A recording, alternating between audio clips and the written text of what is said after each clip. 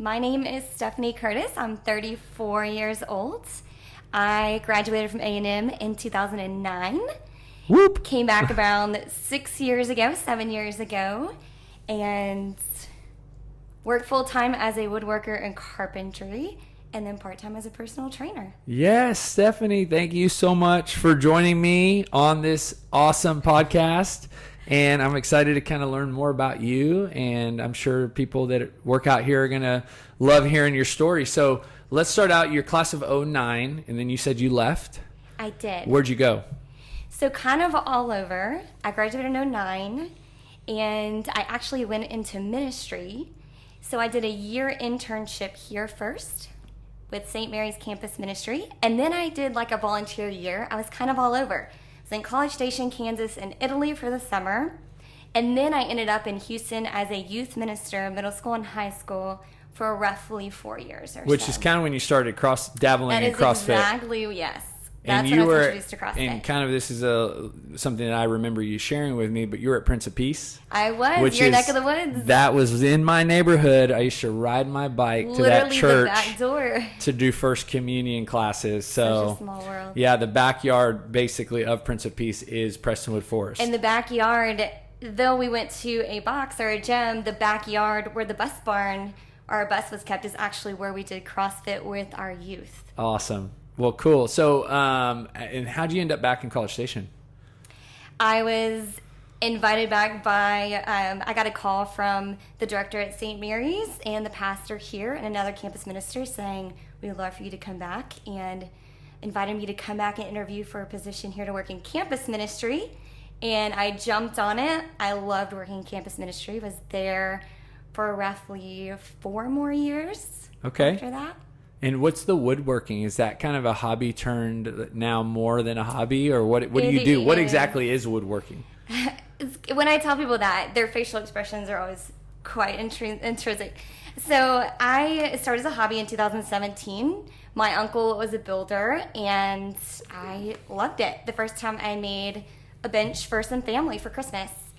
And it turned full-time. The door kind of opened. I'd always been asked if I would sell my furniture. Mostly farmhouse-style furniture, but everything from kitchen tables to bookshelves to benches to dog kennels, kind of all over the place. So do people place like orders of what they want, or do you make things and then sell them?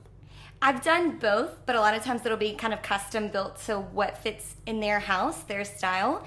So a lot of times they'll order and then I'll build it. Wow. But it started as a hobby. The door opened for me to go full time. People had always kind of asked, and so I jumped. And what's the biggest thing you've ever made, or the thing that's taken the longest? I made a double dog kennel with rebar. So it actually looks like a media console on top, and then there's rebar along the sides and in the front, and there's 2 double doors. So it could hold 2 dogs on each side. It was probably 75, 80-pound dog kennel. Wow. But it looks like a piece of furniture in their house. How long did it take you? It took me a week. Wow. And so to build it, probably 2 to 3 days, but then the finishing out, you got to wait for it to dry, so it takes a little bit longer. So what do you love about it? I really I think just, it's a project, it's a puzzle. So you have a plan, but then once you're moving around, like, it always adjusts a little bit, and you got to think outside the box. But I really like creating pieces to make someone's house feel like a home that they're going to use. And I just like to use my hands. I like to stay busy. It's also just a great time to think and turn on some good music or podcasts. Yeah. So it has become kind of like a hobby / passion, and now it's helping a lot of people and making income. It took off more than I ever could have imagined. Yeah. So it's been a huge blessing. That's awesome. Okay, so you're very fit. I mean, that's very obvious. So let's think back to you're 34. When would you say you started actually working out in your life? Like, when did your fitness journey truly begin? So we were raised in a very active outdoor family, small town in the country. So we lived outdoors. From sunrise to sunset, we were involved in sports. My mom is a coach, she's retired. So it was just what we knew and what we did. But I can remember probably middle school when my mom would go play racquetball in town at the rec center with her friend. I would go to the weight room, or I'd go swimming, or one of my friends' moms taught like a HIIT boot camp class, I would go then, middle school, high school. So it was just kind of something I always loved to do. I love to stay active. Yeah. So it was just kind of a part of who I was. Did that translate into sports, or did you play sports in junior high or high school? Not in high school. Me and I have a twin brother. We were very involved in gymnastics for a long time. I played basketball and volleyball in middle school. Track, kind of against my liking, but in a small town you do. So you did a lot of sports. What was yes, your... but I wasn't necessarily like your all-star athlete. Right. You just played it for fun. I loved exactly. What was you said gymnastics was a long time. How old were you when you started? Oh, goodness. I was in elementary school, maybe first or second grade. And I did gymnastics for about 5 years. Do you remember, I've heard through podcasts, and now my daughter does gymnastics, there's like levels. Mm-hmm. So where did you end up? Do you remember that at all? I remember competing. Oh, wow. So, you did it pretty seriously. I want to say I was like on pre-team. I never, my brother was a few levels under Olympian. My brother was a fantastic gymnast. Wow. I stopped actually to play sports. So in middle school to play basketball and volleyball in school. Looking back, that's like one of the best things you could have done in elementary school, gymnastics. Oh, I loved it. Probably one of the, I feel like I'm in great shape right now, but one of the best shapes I've ever been. We had to build strength and condition before we were ever allowed to touch the equipment. Wow. So we had great coaches. Yeah, my daughter started when she was 3, and now she does tumbling. Perfect. And it's just like, I think her ability to move her body through space and just awareness is... That awareness of movement. At 8 years old. And it's just, and it's fun to her. Right. It's not, It's a great way to build coordination and endurance and strength at such a young age and responsibility. Yes. So that's really cool. What, high school, did it transition into anything else? Not really into sports. But into personal workouts, you said you did the boot camps and things. Did you keep doing that? I did. High school is when I really started going to my mom's friends' classes at the rec. I was more in band, but I was also on the color guard team, so I threw flags and rifles. Yeah. So there was a little bit there. Yeah. But yeah, like our friends, we like to go play volleyball and racquetball and that kind of stuff just for fun. But I was never really... I wasn't your sports in high school person. Yeah. Was the boot camp and the workout, how did you view that at that age? You know how like as an adult, people view the workout as like, okay, I need to exercise for health, for fitness. As a high school student, is that what you were thinking? Or not at all. And it may sound really interesting or weird, but like it was just fun to me. Like I liked the way it felt after I worked out. I enjoyed getting to workouts. I didn't know a ton about everything, like I didn't know anything about programming or nothing like that, but it was an enjoyable class. I enjoyed the people there. I loved the coach. Were you the youngest person, or was there a few? I was, except it was kind of through my church that I knew the lady, and there were one or two others that would go with me sometimes. When you say I liked how I felt afterwards, what was that? Like, what did you like? I think it would just help give you energy and think clear. It's like, I don't want to say adrenaline boost, but your endorphins running, like it just, I felt good. Mm-hmm.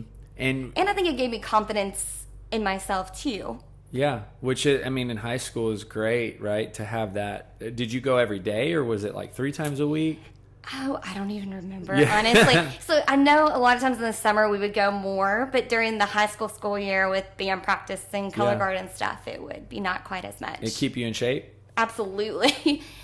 So you graduated high school, and would you consider yourself like fit in high school? Was that something that how would you categorize yourself in that? I definitely would say I was fit. Yeah, you can say that. It's totally okay. And then you came to A&M right away? I did. Came straight to A&M 2005. And so what did that look like workout-wise? Did you plug in right away? Did you start going to more classes? I was always at the rec. Whether it was, I started some of the classes. I did kickboxing. I would do their HIIT classes. But I would also just go work out on my own sometimes. Yeah. It helped me think clearer, too, when I was in school and in my classes for academia. Yeah. So I just enjoyed it. Again, I was really blessed with a great friend group. So every Sunday we played sand volleyball. Like, that was our thing. So we would always get together and we were active. Like, I could go shoot hoops or whatever it was. I was a part of intramural teams. So that it kind of continued when I was in college. Yeah, it sounds, so this is, I love this story because it's definitely, you're the 1%. It's right. It's I mean, most people, if anything, they go to college and they don't have an exercise routine. And what I'm hearing is you had been building this foundation of habits your whole life, that when you came to college, it wasn't necessarily like you needed to build new habits. You just kept doing what you had been doing your whole life. Correct. Now, like probably 90% of the freshmen, I gained a little bit of weight my freshman year, but it was more, I think, based off of stress and eating. And then once I was off campus, rebuilding those habits and that awareness. Was that more because, did you live on campus? I did. Was that like the dining halls and the accessibility to food? I'd never been happier to get off campus. Well, it's just, when you think about it, and you live on campus, and now I'm sure you got so much other stuff, but when I was a freshman, which was 2000, you got Chick-fil-A, you got these dining halls with all-you-can-eat pizza, you've got snacks, constantly you can use your meal plan to buy like snacks and desserts. And it's just, the food is really kind of, and you don't have a kitchen at home to cook at. Right. So it can easily turn into this really unhealthy diet. So how many days a week your freshman year, let's look at that first, did you work out? 4 or 5 times a week. And then we would go play. I mean, it was part of my routine because it also was just a stress reliever. It was just... What time of day? It would depend on classes, but a lot of times my classes were in the morning, so I would go in the afternoon after lunch. And you said you did some classes and some stuff in the weight room, and I'm trying to get in your brain at that age. Like, how did you know what you were going to do that day? Or how did you know how that week was going to look with workouts? Good question. I would like to tell you I had everything planned out specifically, but sometimes it was just kind of week to week or what I was feeling. If I was overly stressed, then maybe I would go do the kickboxing class that week because it was just a great, get that energy out. Yeah. And you didn't have to think. I didn't have to think. Other days I would just go do weights. I guess I had learned a little bit in high school from I watch a lot. I'm a people watcher. So if I went to the gym, when I went to the rec center and the gym and the weight room, I would just kind of watch. Yeah. Well, I'm thinking through, because I was kind of the same person who worked out a lot in college. And I always, during class, right, I would read muscle and fitness magazines and come up with my workout. I have been known to, I'm a big, figure it out person. Yeah. Always have been in all areas of life.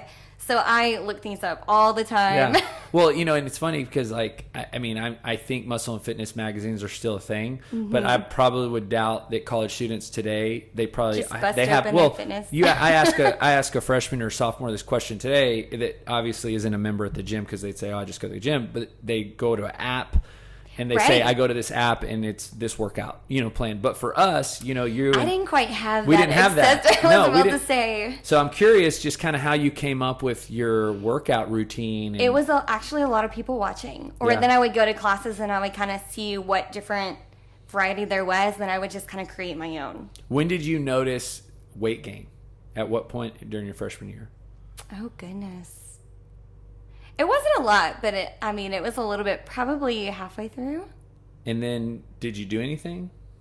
I stayed active. I was a little bit more aware of what I was eating, but I knew it was a lot of stress too and just transitioning. Yeah. So a lot of that awareness, getting really involved in, I was very involved in church ministry when I was here, so just a mix of all of that, just getting back in that healthy habits on mind, body, soul, and not just fitness. You mentioned stress a lot.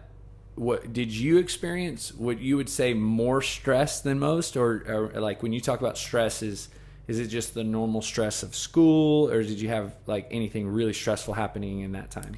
I think it was just the normal stress of school. I like to plan. I like to know what's coming. And I feel like when you're so structured in high school so many times, and then when you leave to college, it's all new. And my parents did a fantastic job of getting us ready.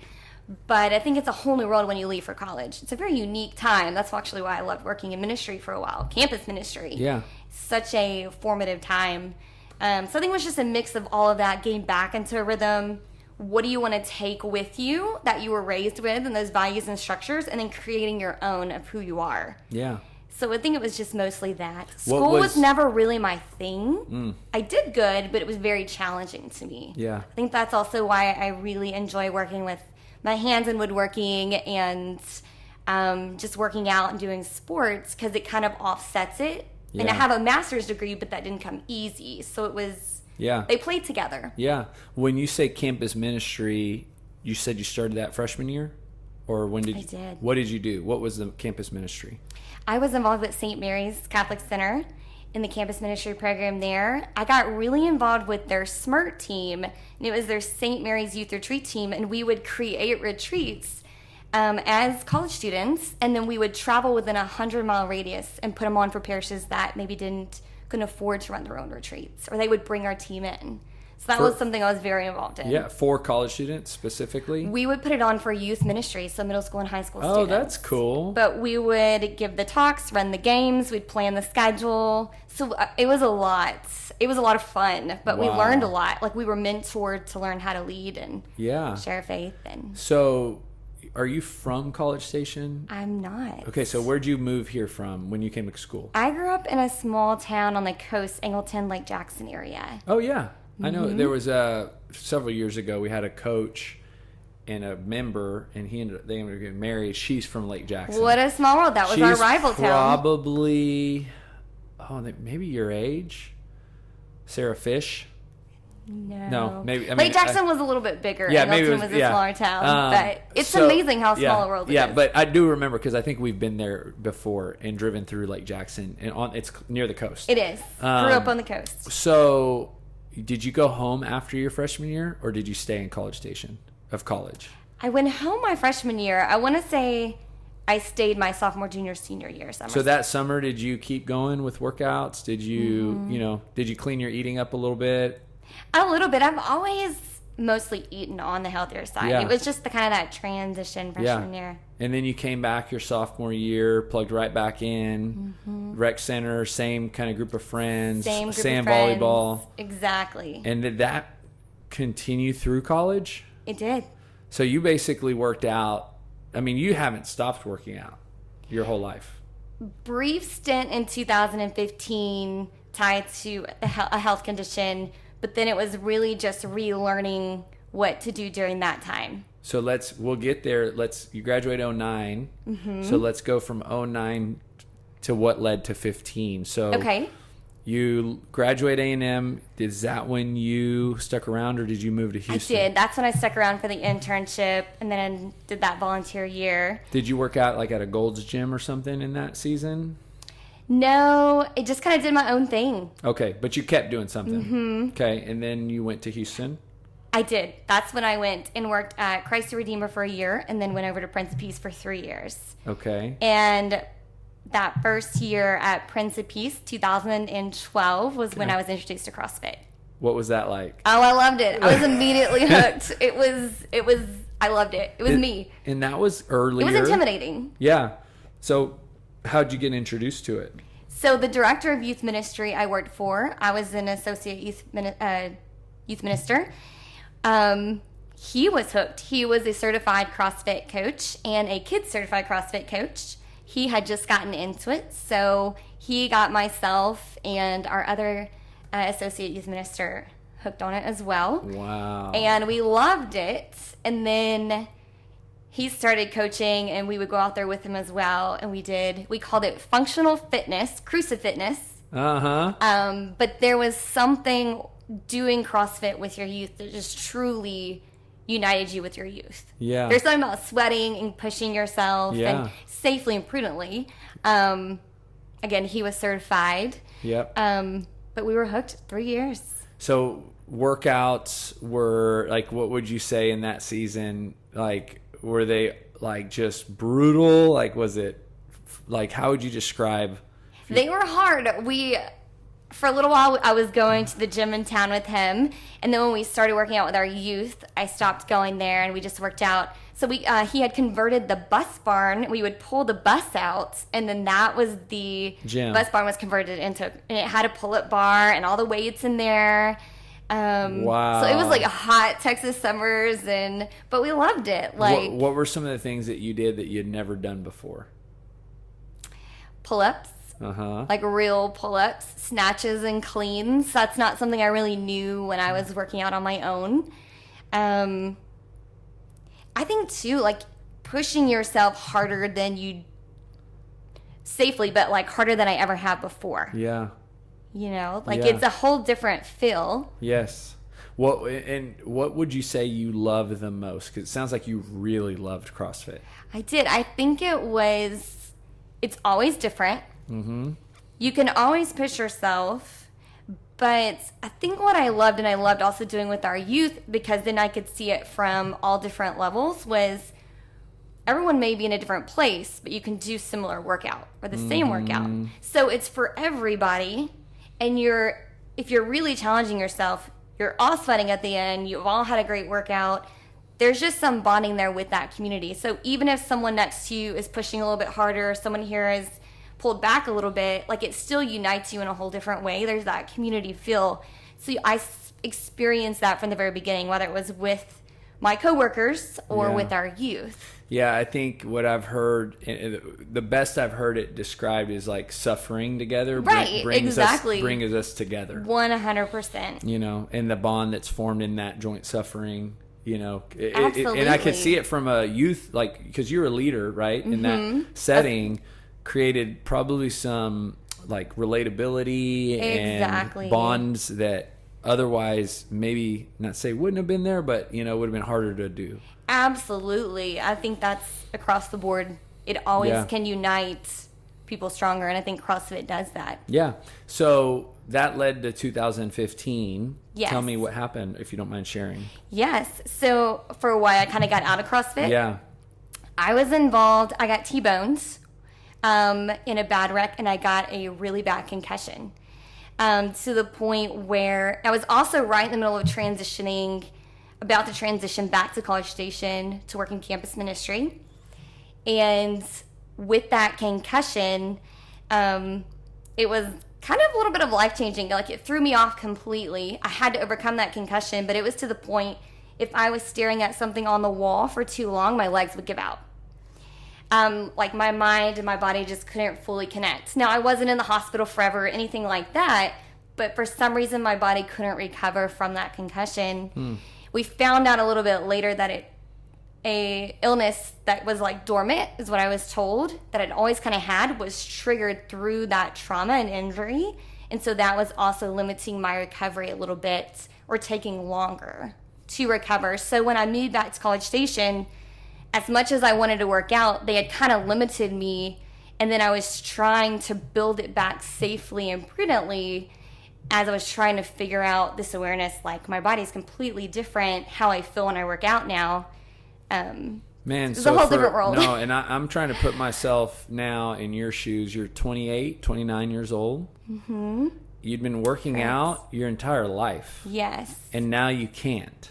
Right. Or you can't do what you've been doing that you'd done so easily or felt so easy. And that I wanted to do. So tell me about it. Like, what were some of the challenges? It was challenging. I remember I was told an amazing physical therapist, good friends, and just some doctors are like, you need a non-active hobby. And I was like, that doesn't exist. That's not me.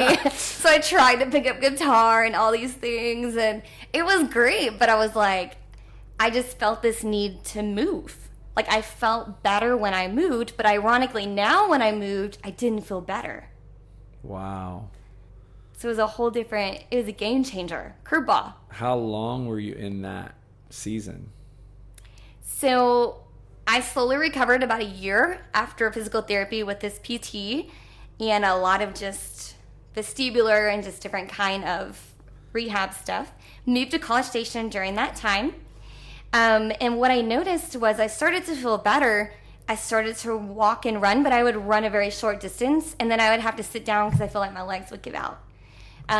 Riding a bike. I love like sprint tries. So very smaller triathlons. let's not go too much but there. Yeah, no, yeah. But like riding a bike, I couldn't keep my balance on a bike. I had to learn how to re-ride a bike. I remember the first time here in College Station getting back on that bike. Did you ever have feelings like, this is how it's going to be forever? Like, am I ever going to be able to do what I used to do? I was the kind of person that it couldn't be forever. Even if it looked different than before, I couldn't live with not doing something. That's just not who I am. So I slowly had recovered from that concussion. But what I noticed from 2016 to 17, all of a sudden I started developing these daily symptoms. I would start to work out again a little at a time, and I would get dizzy, and I would almost black out. I was constantly thirsty. I lost 15, 20 pounds in a summer, and I didn't have weight to lose. Wow. But I ate all the time. I would get dizzy and get headaches and nauseous regularly. So all these daily symptoms kept building throughout that year. But I had started to go to doctors, and nobody was helpful. They were like, well, you're diabetic. Well, none of the tests said I was diabetic. And I was never diabetic. But I could never find answers, so I kind of gave up on doctors and just kind of did my own thing, like, how can I get better? And you know him very, very well, but Dr. Seth Sullivan, good, sweet friend of mine, he actually would come down, and he was a part of our core team for retreats. So I know him from my youth ministry days when I was at Prince of Peace. Wow. Called him up, and he's like, Stephanie, you can't live like this. But I trusted him. So there's that relationship, right? And he knew a doctor he trusted that thought outside the box. He's like, I want you to give her a shot. And she was. She saw you as a person, not a number. She had consistency and perseverance to try to figure out what was wrong. So it was a nonstop. So during that time of the daily symptoms, during that year to 2 years, I have what we now know would be like a crash or a flare-up. And all of a sudden, it was like a train. Like, I would get so weak and tired that I couldn't do anything to stop that feeling. Like I was going to black out or just feel so weak I couldn't move. I would get pale, and I would end up in the ER in the hospital once a month. Wow. IV was like liquid gold. Wow. So I got to know them very, very well. They knew me by name. But some great people. But he connected me with this out-of-the-box thinking doctor. She did not give up. She had a cardiologist she trusted, a neuromuscular person, all different across the board. Every test you could imagine. Connected me with a specialist in Austin. I was finally diagnosed in 2017. And I was told then that the type of dysautonomia that I had, 98% of people would not do fitness, though beneficial, because it would be too uncomfortable or too challenging. They would just live with these symptoms. And in my mind, I'm like, well, that's misery. So no, that's not an option. So going back to your question from 2015, just from the concussion, like that's not me.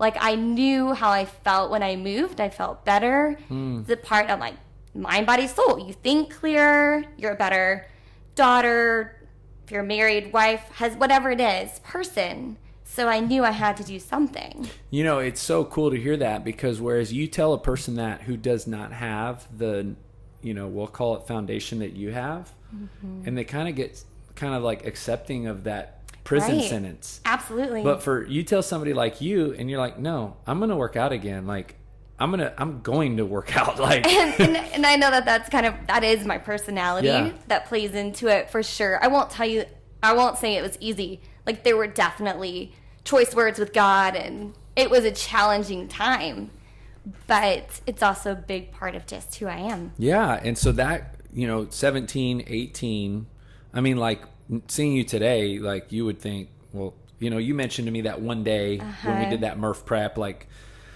because I was pushing you on the way back. And when I laid on the floor, I would briefly. And so, but most people that work out with you are just like, man, she's just super fit. Yes. So like, has it gradually gotten better and now you've just become more aware? Absolutely. So it's something I'll always have. But I can treat the symptoms, and I can learn the triggers, and I can learn how to kind of compensate for it. So what it is I will always be on medicine. But nutrition plays a vital role. I drink 5 to 6 liters of water a day, 5,000 milligrams of salt on a good day, a ton of electrolytes, 5 to 6 electrolyte drinks a day, compressions, fitness, strength makes a world of difference. Endurance is always challenging, and explosive move. Really, all of CrossFit is challenging.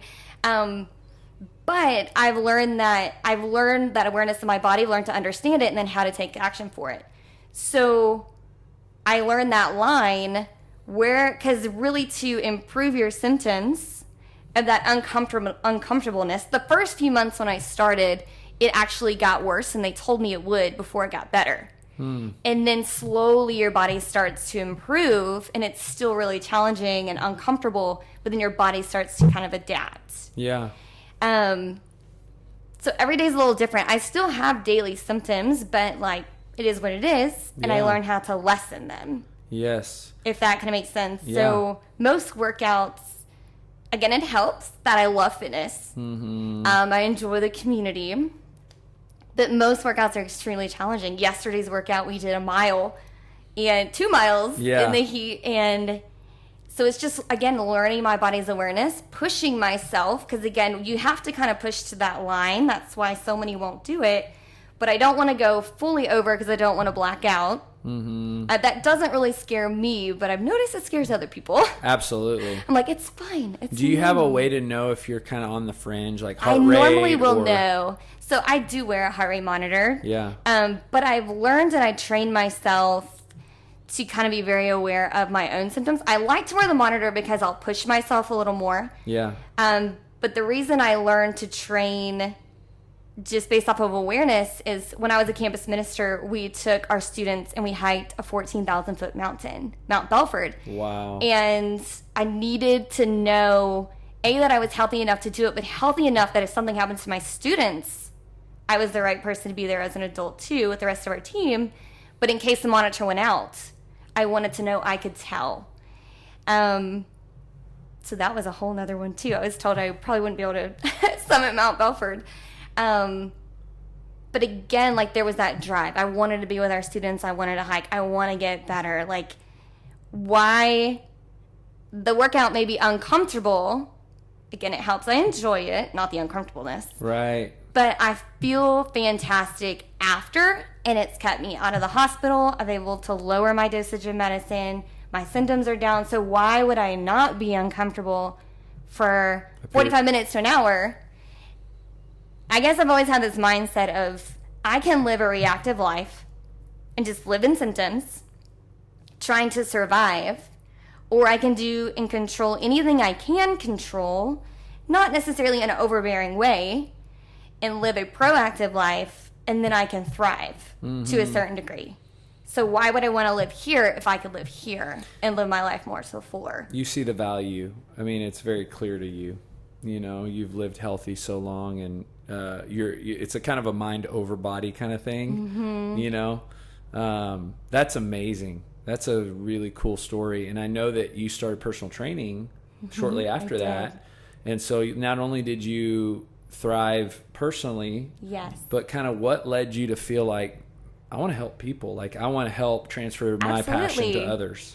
So even as a youth minister and campus minister, I was known as the campus minister that always focused on mind, body, and soul. I was constantly on my students. Did you work out today?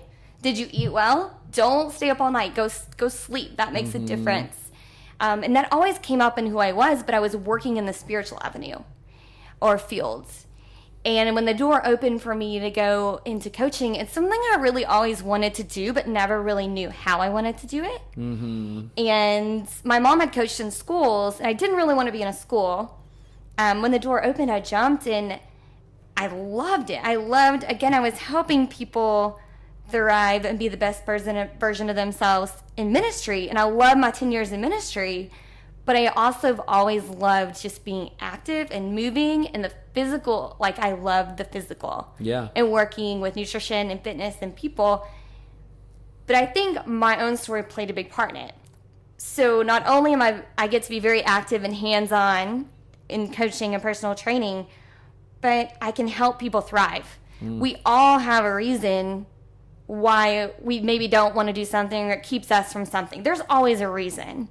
Mine was this health condition, but someone else's could be maybe they're diabetic and this is just always what I'm going to live with. Great, but there's still stuff you can do so you're not just surviving or being miserable. Like, you can thrive with that. Like, that's not your identity. Right? And maybe for someone else it's not a health condition, but it's just slothfulness, or they have no discipline there's more of a lack there of motivation to get to the gym. Great. That's your challenge. That might not have been mine. Mine was health oriented, but you can still thrive too if you set up the right system. Yes. And the system's going to build your habit. So I love being able to help people thrive, even if they're and overcome obstacles. That was a big one for me. And then I found that just as who I was, that's also why a lot of people had suggested I come here, was grace and just faith is a big part of that for me. My motto was always grit and grace, like how I live my life, but like when I coached, like you have to have that grit. You have to push yourself. You have to have consistency. It's not always going to be comfortable, but God's also going to give you the grace to do it. And you also have to have grace with yourself that it's not perfection. Like, just get up and do the best you can that day. Yes. So, like, I love being able to still bring in that spiritual element a little bit, but I'm in the body career field or the physical career field now. So I love it. I've never been happier getting to help other people, just walking with them. I love coaching and personal training. Oh, that's so cool. What would you say in the time you've been doing it? What would you say? Like, you have a very mind, body, soul focus. When you go into a new personal training session or new client coming in, like, how do you, like, what's the brain and what's your brain thinking? Like, how are you approaching diagnosing that client, right? Or helping assessing them? I think at first it's just getting to know them. So everybody is different. You can't necessarily, as much as I'm a straightforward shoot it person, you have to build that relationship first too.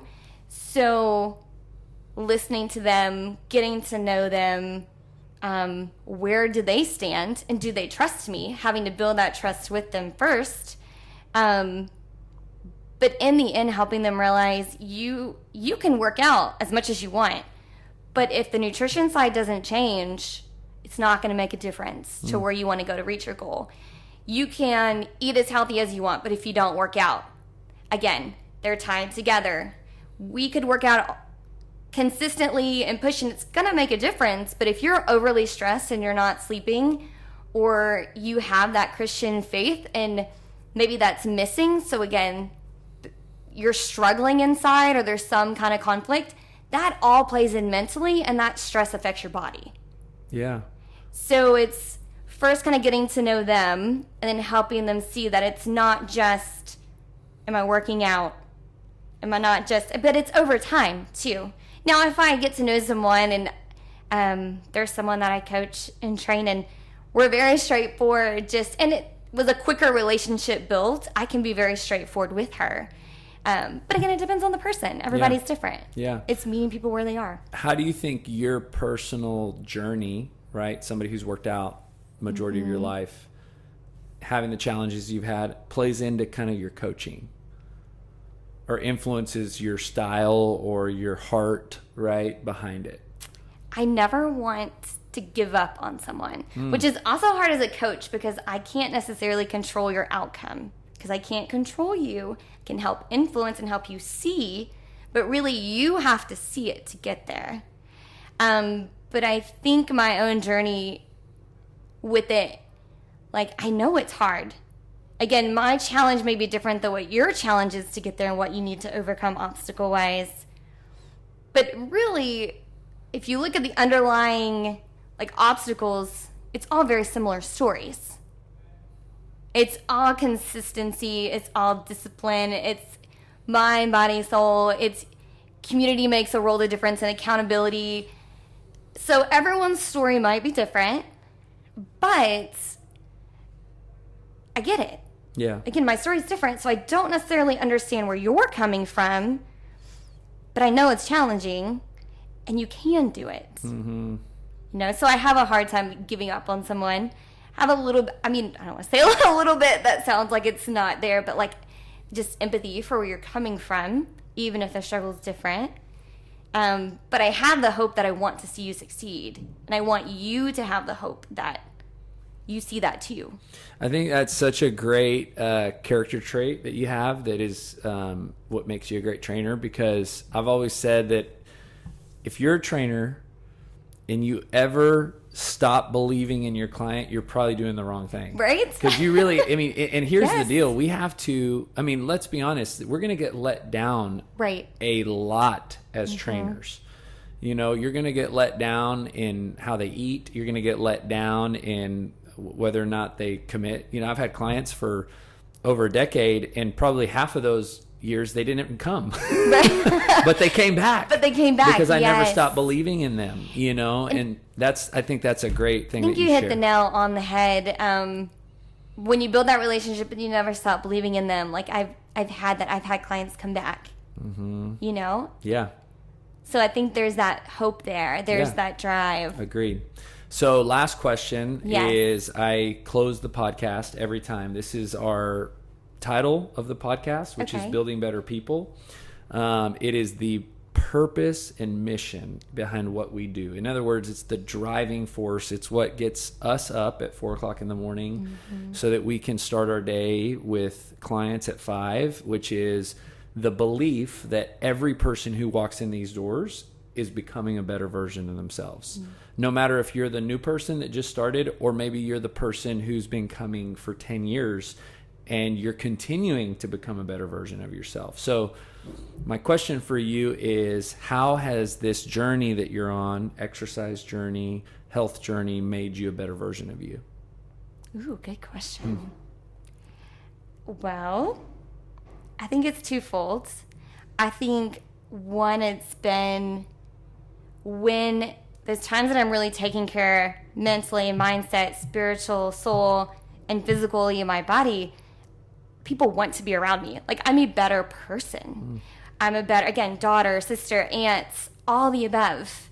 It allows me to truly live the mission I'm here to live in my job, in my relationships. And I feel like over time I've seen that, whether it was when I was younger and even more now as I'm a little bit older. But also too, it's helped me just become a better person by all the different people that I've met along the way, whether it's different coaches, family members, people that I met in a gym that I'm never going to see again. Like, it inspires me to be a better person. Because again, everyone's story is different. But when I see someone else succeeding through it or overcoming something, that inspires me. Same with coaching. When I train someone, that inspires me. So I think all the different people that I met along the way, the physical therapists that I met, you know, all of them, like, it plays a role if I take the right perspective to make me a better person. That's great. Thanks, Stephanie. You're welcome. Thank you.